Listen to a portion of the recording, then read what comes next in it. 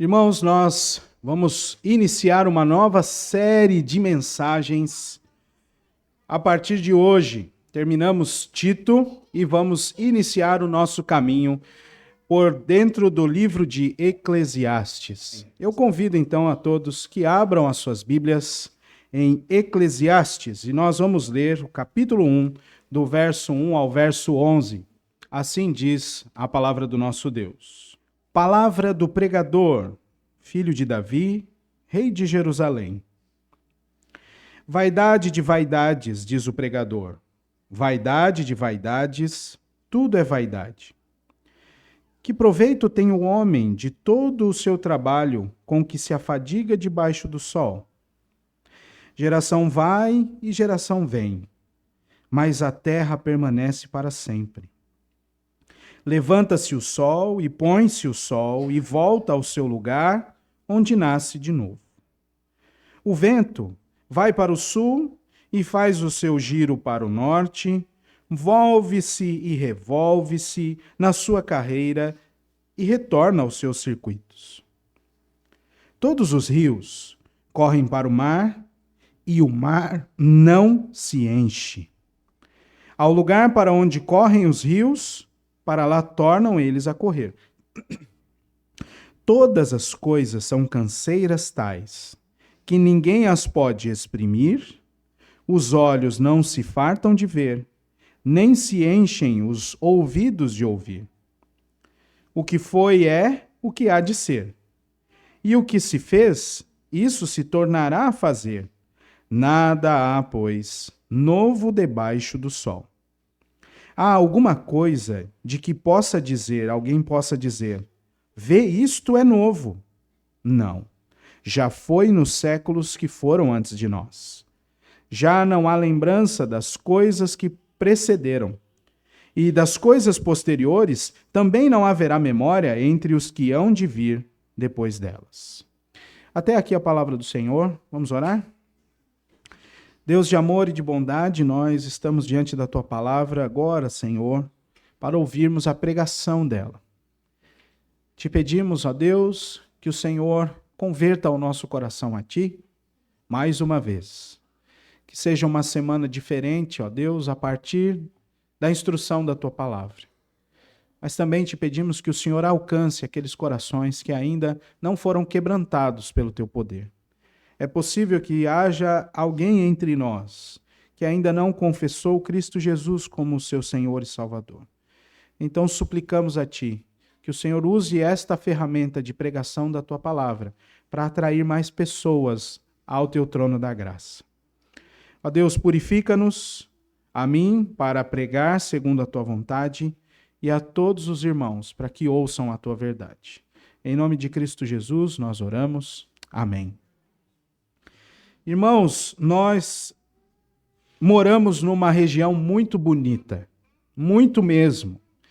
E eu não vou falar apenas da nossa cidade, vou falar mais amplamente da nossa região. É um lugar bonito demais e fica ainda mais bonito para quem veio de um lugar meio feio, não é? Quem vem de fora às vezes fala assim, não, eu não gostava muito de onde eu morava. E aí se depara com todas as coisas que há aqui. Realmente, esta região é muito bonita. Falar da nossa cidade também é falar de coisas muito bonitas. Há muitas riquezas aqui em Balneário, naturais também, mas que são ofuscadas por outro tipo de riqueza, a riqueza material. Carros, que eu nunca imaginei ver, eu vejo aqui, e vejo como se visse um carro comum. Moradias impressionantes, facilidades maravilhosas. Eu tenho a impressão que aqui tudo funciona. E às vezes é essa mesma intenção que querem mostrar para a gente. Barcos que não são só de madeira. Na maioria das vezes, os carros ficam guardados na garagem de prédios vazios, bens materiais que não podem contemplar as belezas de onde estão. Enquanto a maioria de seus proprietários vê a vida de uma forma incorreta, correndo atrás de mais. Nossa região também é marcada por outra face. oposta, a qual demonstra que, em direção diferente, pessoas vivem sem objetivo, escravizadas em busca de liberdade, supridos nas necessidades, mas totalmente dependentes de migalhas. Que proveito há nessa vida? Tem-se tudo e, ao mesmo tempo, nada. Que proveito há em viver aqui nessa região? Que proveito há em continuar a manter a vida como você tem mantido? Essas são perguntas que vão sempre surgir do livro de Eclesiastes e que vão servir para nos confrontar em nosso coração, para que nossas motivações sejam modificadas pela palavra, ao mesmo tempo em que nós somos ensinados pela palavra a ler o mundo ao nosso redor, para ver as belezas de Deus impressas em cada uma das coisas que nós podemos viver e apreciar. O livro de Eclesiastes é uma tônica a respeito do tempo. Você viu no texto que nós lemos esta marcação de tempo, ciclos e ciclos sem fim, eternos. Mas também, no capítulo 3, dá uma olhadinha lá, esta ideia de tempo voltará a ser tocada pelo pregador. Tudo tem o seu tempo determinado, e há tempo para todo propósito debaixo do céu. E chegando ao final do livro, no capítulo 12, ele vai falar do fim do tempo. Do fim do tempo da pessoa. Lembra-te do teu Criador, no capítulo 12. Enquanto você ainda está jovem. Porque nós vamos, como todas as outras pessoas já foram. Nós vamos envelhecer, o cabelo vai cair, os olhos não vão conseguir enxergar de novo, a boca não vai ter dente. E não adianta você falar que tem protocolo. Graças a Deus hoje tem protocolo, né? Não tem problema.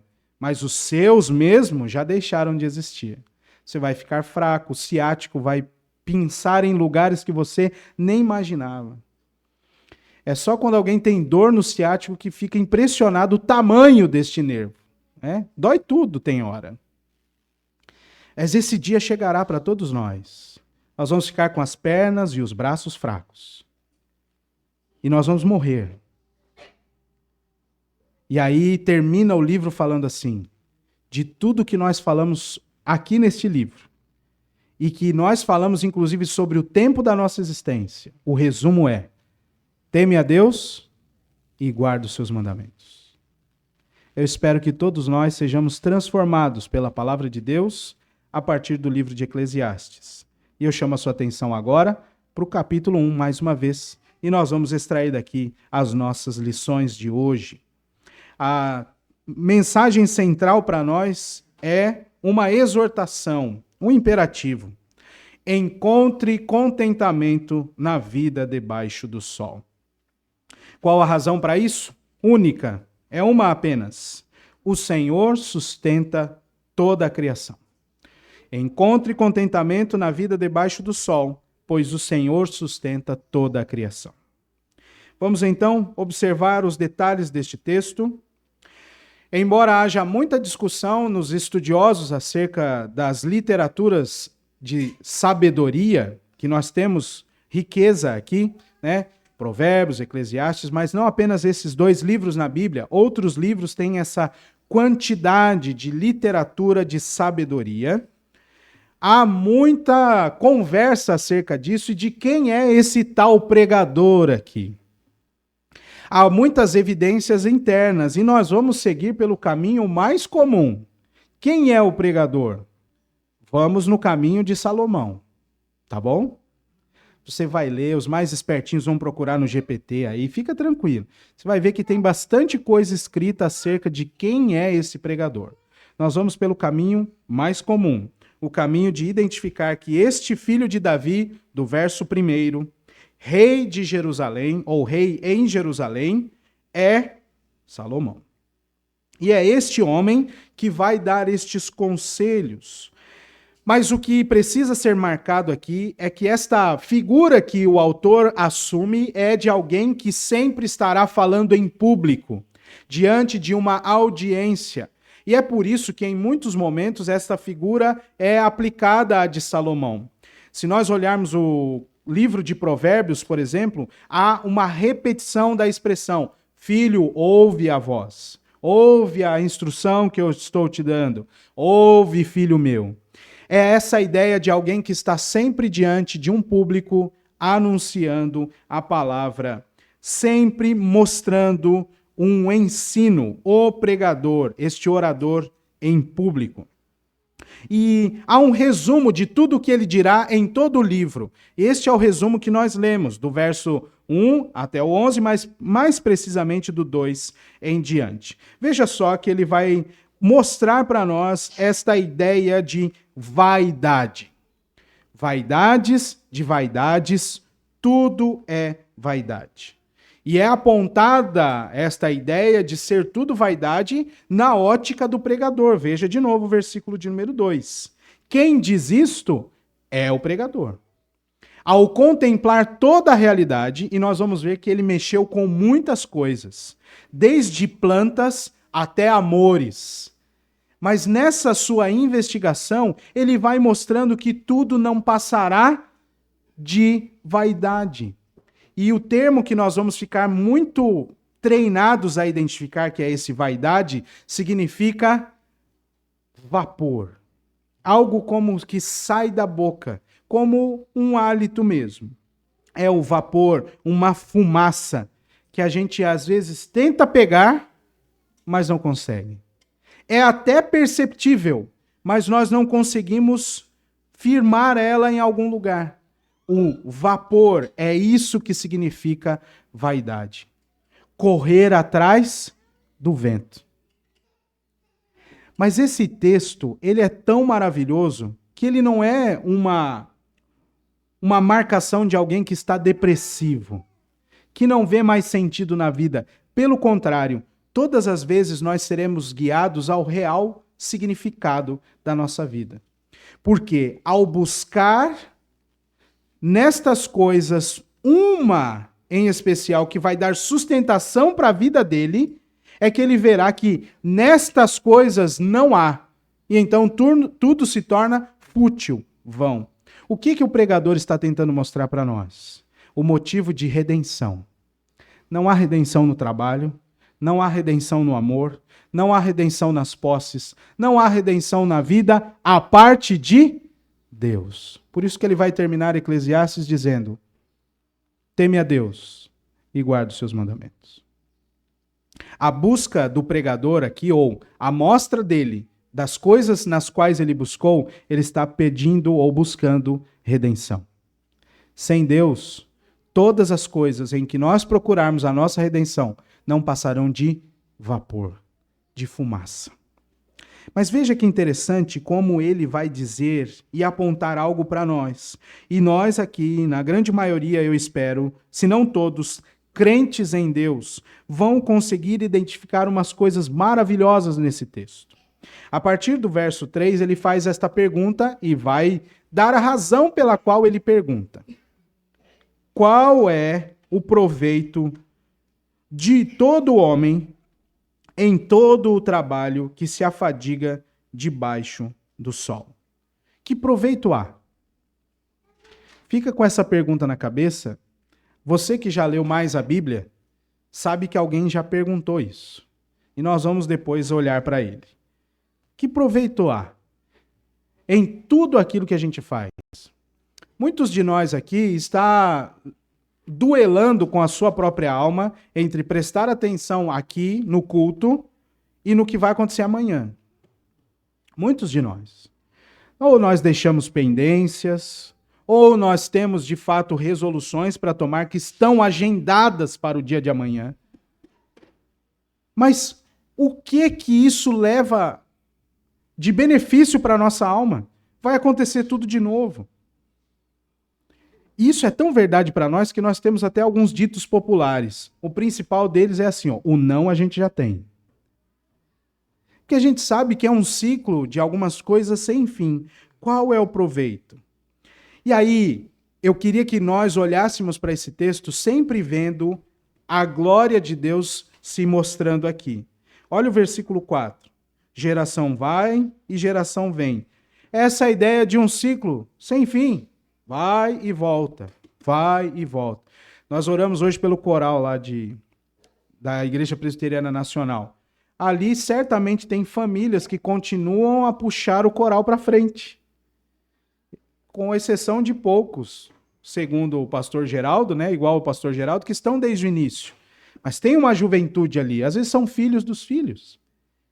As gerações vão se suceder e isso é maravilhoso. Só que isso não para. Mas onde a gente vê a glória de Deus nisso, para a gente não ficar triste? Veja a continuação do verso 4. Mas a terra permanece para sempre. E esta eternidade da terra está firmada no próprio propósito de Deus em manter todas as coisas nos seus devidos lugares. E aí ele vai seguindo para mais exemplos. Observe. Ele vai olhar para o sol. O sol se põe, o sol se levanta e ele volta para o seu lugar onde nasce de novo, dia após dia. E aqueles que já tiveram a experiência de voar de avião sabem que em determinada altura nem mesmo as nuvens conseguem suprimir a luz do sol e o seu calor. Não é verdade? Tem uma altitude que não tem mais nuvem. Nós voamos sobre as nuvens. E lá o sol está. Uma vez eu fui a São Paulo e me dei muito mal. Saí daqui, estava com sol. Cheguei em São Paulo, estava 17 graus. E eu não levei blusa. Não levei blusa para ficar semana, porque aqui estava sol. E enquanto a gente voava, estava um solzão lá em cima. Mas aí a gente foi descendo, tudo foi ficando cinza. Mas o sol estava lá. Essa análise do pregador é algo muito maravilhoso. Porque nós, às vezes, temos a inclinação pecaminosa de ver as coisas só para o momento. A gente só se dá conta de que existe sol quando a gente começa a achar que o sol está muito quente. É ou não é? Ou quando a gente está reclamando muito do frio. Mas o sol está lá e ele estará amanhã e depois e depois. Desde o dia em que Deus disse, haja luz. O pregador também vai olhar para o vento no versículo 6. Tem dia que tem mais vento. Tem dia que tem menos vento. Nós moramos onde o vento faz a curva. Então todo dia tem vento lá em casa. O vento vai para um lado, vai para o outro, volve-se, revolve-se e retorna para fazer aquilo de novo. Para ventar. O vento foi criado para ventar.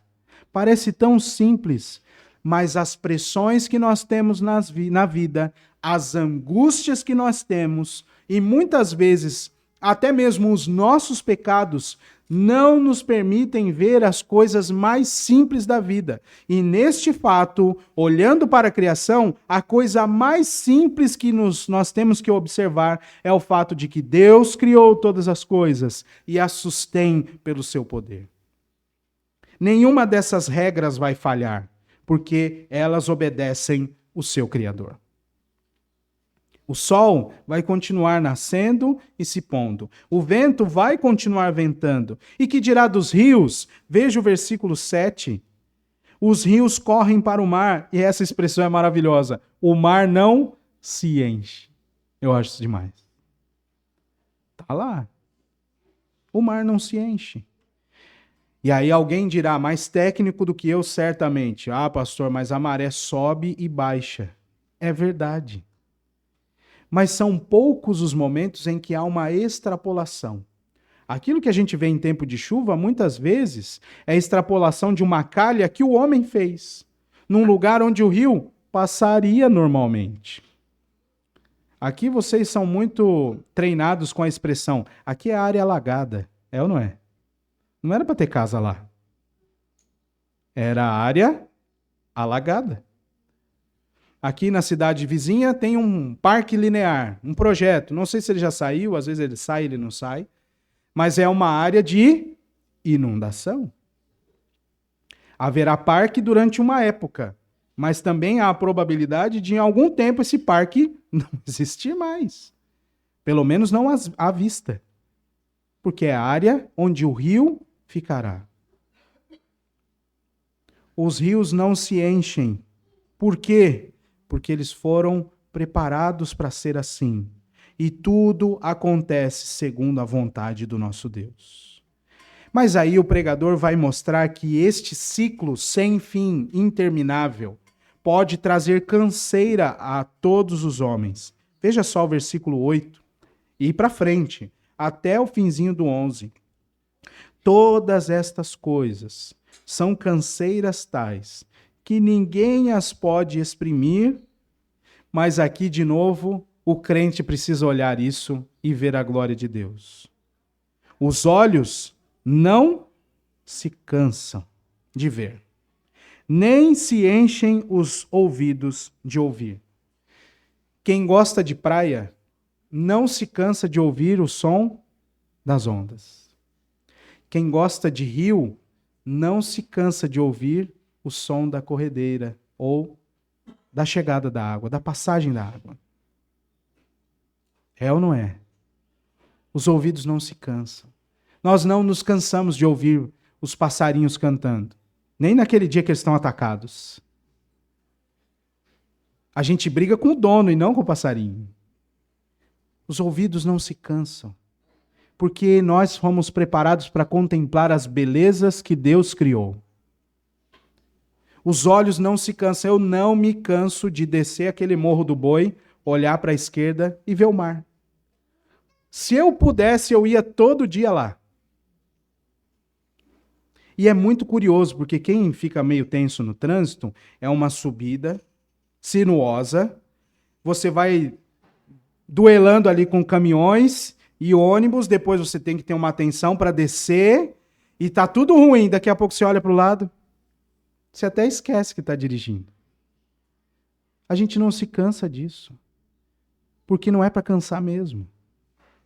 E a pergunta é, por que nós cansamos então? Certamente, e é essa a instrução do pregador, é que nós estejamos olhando do jeito errado e não atribuindo ao Criador toda a honra devida ao seu nome. Os ciclos continuarão. A terra permanece para sempre, diz o texto que nós lemos hoje. Vai permanecer. Foi promessa de Deus. Ele continua sustentando todas as coisas pela palavra do seu poder. A criação, meus irmãos, tem leis fixas e perfeitas e seguem com fidelidade o propósito do seu Criador. Mas se nós olharmos para estas coisas como um fim em si mesmo, tudo não passará de vapor. Quem olha para a praia como seu sustento, apenas, vai ficar pesado, porque em algum momento não vai ter o que vender, os peixes não vão vir para a pescaria, e nós vamos ter até raiva da praia. É ou não é? Mas se nós colocamos os nossos olhos no Senhor e observamos que cada segundo da nossa vida está debaixo do controle do nosso Deus, para o louvor da glória dele e para o nosso aprazimento, para o nosso benefício, então nós não vamos mais olhar as coisas como vaidade e muito menos como canseira. Encontre contentamento nas coisas que Deus criou, nesta vida debaixo do sol. Você precisa olhar para estas coisas como sendo as bênçãos de Deus para nós. Todo este ciclo que ele segue dizendo do verso 9, no verso 10 e no verso 11, nunca vai parar até um dia.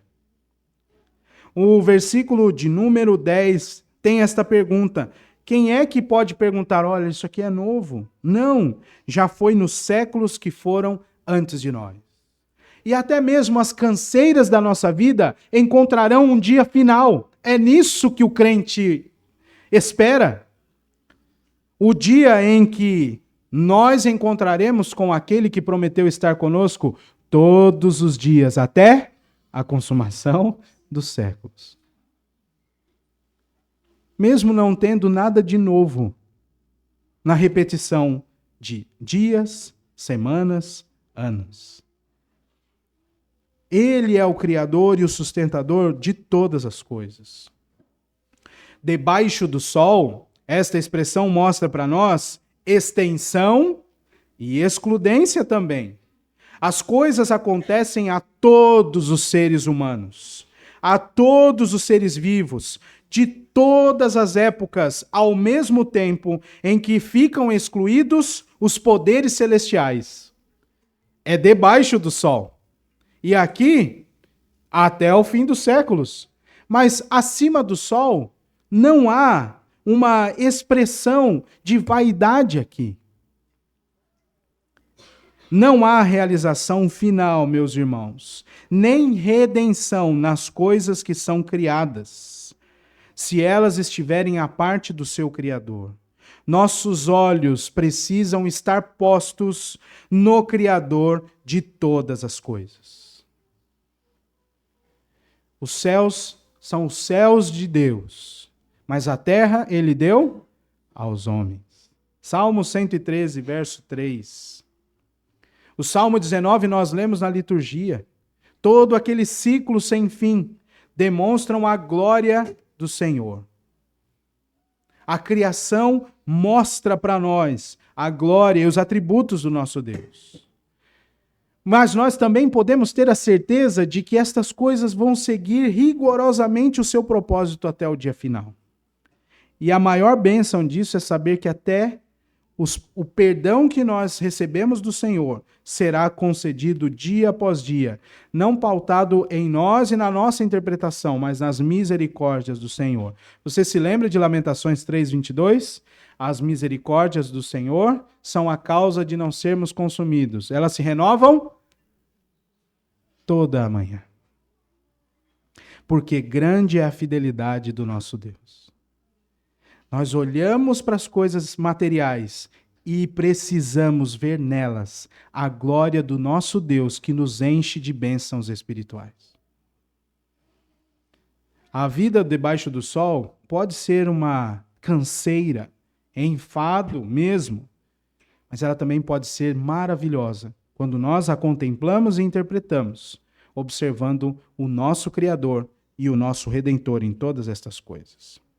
Com Cristo, a avaliação sobre a vida ganha novo sentido, novas cores e demonstra o real propósito que é a vontade de Deus sendo aplicada na criação. Nós ainda estamos aqui embaixo, diz o Senhor Jesus. E ele fala isso para aqueles que estavam duvidando do seu ministério. Em João 8, a partir do verso 23, Jesus vai dizer: vocês são aqui de baixo e eu sou lá de cima. Nós somos criados para cá. Estamos aqui embaixo, mas não somos daqui. O Senhor Jesus também disse, orando ao Pai: eles não são do mundo, como eu também não sou. Não peço que os tire do mundo, mas que os livre do mal. Em outro momento, o próprio Senhor Jesus vai dizer: no mundo vocês vão passar por aflição, mas tenham bom ânimo. Eu venci o mundo. Há grandes maravilhas neste mundo criado por Deus. Há também muitas angústias, mas nós não podemos ser pressionados a olhar só as coisas tristes e a correr atrás de redenção nas coisas criadas à parte do nosso Criador, que é de fato o nosso verdadeiro Redentor.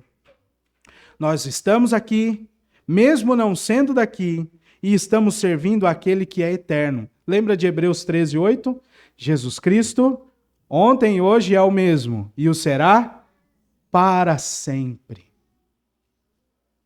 Assim como as leis fixas da criação serão assim até o dia final, o nosso Cristo sustenta todas as coisas pela palavra do seu poder, até o dia final. E naquele dia, ele voltará e dirá: eis que faço novas todas as coisas. Num local onde não haverá mais vaidade, canseira, pecado. Já imaginou isso? E o que há de melhor é que nós podemos desfrutar um pouco daquela realidade futura aqui, desfrutando com contentamento da vida debaixo do sol. Os descrentes e os ímpios dizem: trabalho é originário do pecado. Dinheiro traz destruição. Se você ficar se entregando a divertimento, você vai perder a sua vida. Estas coisas são verdade, se nós não a utilizamos para o louvor da glória do Senhor. O trabalho é uma bênção. O recurso que vem deste trabalho é uma bênção para nós e para os outros, como nós já temos meditado aqui. E os divertimentos trazem alegria ao nosso coração e contentamento naquilo que Deus fez para nós. O crente pode ir tranquilo na praia. Ele pode ir todo dia se ele quiser. Botar a cadeirinha de praia dele ali na frente e ficar contemplando as maravilhas do Senhor. Eu não sou assim daqueles que ficam contando quantas ondas tiveram no período que eu estava na praia. Tem gente que conta, mas eu acho fantástico. Eu acho fantástico. Gente, eu gosto demais. Muito mesmo. Ali, enquanto eu estou aqui fora olhando a praia, tem alguém se deleitando nas ondas, tem um animal procurando comida, tem alguém de jet ski, é tudo funcionando. E ninguém desliga o botão da onda. Tudo na sua mais perfeita ordem. Você pode aplicar isso, inclusive, à sua vida, ao seu trabalho. Por que é que você faz o que está fazendo? Essa é uma pergunta que fizeram há muito tempo atrás. E as respostas para ela são todas a parte do Senhor. Mas a Escritura nos guia e nos guiará no livro de Eclesiastes a contemplar esta resposta, para que nós sejamos guiados a encontrar contentamento nas coisas, porque elas foram criadas pelo nosso Deus, que é Criador, Provedor e o Salvador da nossa alma. Então, eu queria aplicar esta primeira mensagem com 3 lições aqui para nós. A primeira delas é: contente-se com a vida debaixo do sol. Contente-se com a vida debaixo do sol. Os nossos irmãos reformados de Westminster apontam para que nós deveríamos viver com paciência debaixo da mão de Deus na situação que Ele nos colocou. E às vezes, alguns momentos são de grande tribulação, de tristeza, tem doença, tem dores. Mas nós precisamos nos contentar em Deus e esperar em Deus. Contente-se com a vida debaixo do sol.